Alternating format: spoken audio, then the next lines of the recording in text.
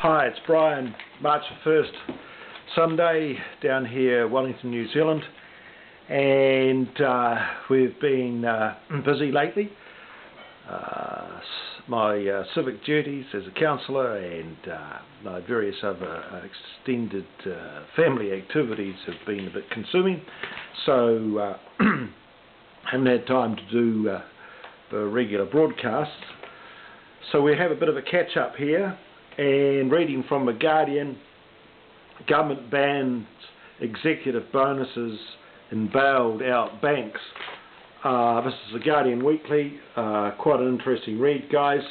Hope you can see it all there. And so I recommend that to you. Guardian, of course, always does very good investigative journalism, and they write good articles. International news, excellent in The Guardian Weekly. World's poor and ailing promised cheap drugs. And of course, with the current economic crisis, you can almost guarantee it ain't going to happen, but there's the front page of The Guardian. Here in Wellington, we've been doing quite well with the local on the local scene, and our enthusiasm to do things and be self-sufficient, start the garden and so forth, has attracted the attention of the local morning paper. So there you are. There's Councillor Pep. Councillor Pep doing his thing with the veggie garden, which is what we've basically been doing for quite a few months now, and they've cottoned on to the fact that we might be onto something. Self-sufficiency, really difficult and testing times for a lot of people, and the problem is that, you know, in times of recession and depression, communities tend often to become more dysfunctional than ever. And so instead of people actually working together, they tend to be quite destructive, and it's very hard for community builders. So you're all out there who are doing your bit for your neighbour and trying to basically be decent citizens in the creation of in the hope of creating a better society. All I can say is that you really have to have a lot of patience and a lot of forbearance. And I guess, you know, the issue of Corinthians 13, first chapter of Corinthians chapter 13, that this thing about faith and hope and charity or love really kicks in at this time. I haven't got too much more to say at the moment, except that the tragedy of the issues of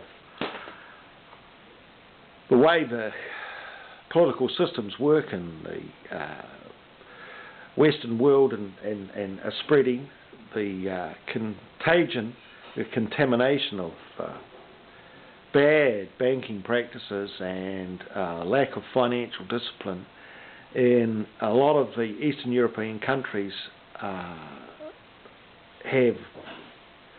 been plagued to excess with those issues.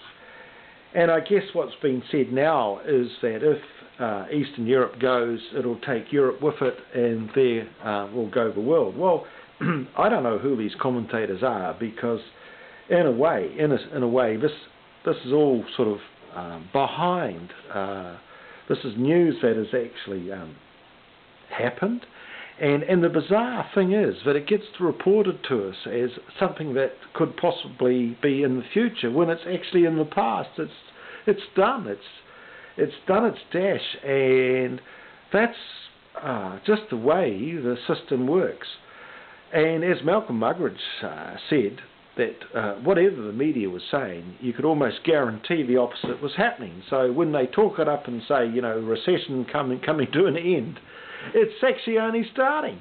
And actually think that is the problem that we deal with now, is that we are diving deeper into depression. And the problem is to make the right kinds of decisions given those pressures, and that are very difficult. These are difficult testing times. I don't actually think you can do it by yourself. That's the main thing. I think, first of all, you've got to have help from above, counting on help from above, trusting in the power of love. We have to be fearless. We must be fearless. And working with your neighbours and your friends, but let them know that you actually do have faith in supernatural and divine intervention, and that, you know, it's not too big a ask. We really and we must claim that we have God on our side when we fulfill some basic commandments. And first of all, you can have plenty of assurance, provided you are doing those essential two things of doing your very best to love God, but loving your neighbour. And by doing the second, you're going to fulfill the first. And that's where the rubber meets the road, surely. And that's what's important. And remembering, actually, and I read it at a funeral just last Monday. I was asked to attend and do a reading, and the person actually rang and said, would I read 1 Corinthians chapter 13, that if though I am of the sounding of brass and the tinkling of cymbals, that I have not love, you've got nothing. If you give your body to be burned and you haven't got love, you've got nothing. And although intellectual capacity is a wonderful thing, in the end it passes away, and all we're left with is love. So that is a very fundamental challenge to our whole meaning. Yeah, so I guess we'll leave that for now, and we'll talk again later. But I love hearing your comments and getting your feedback.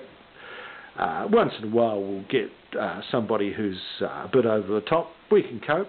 We like free speech, and we sure want to exchange ideas at this time. Next video, I think we'll look at the garden, but as you can see from the newspaper, garden is doing extremely well. Tomatoes are ready to start ripening, and we'll have too many to deal with, but we'll turn them into sauce and chutney, and we'll have a great old time. And we might even exchange some of the tomatoes for what other people have in surplus. So perhaps I'll trade some of my tomatoes for some corn. Who knows? See you next time.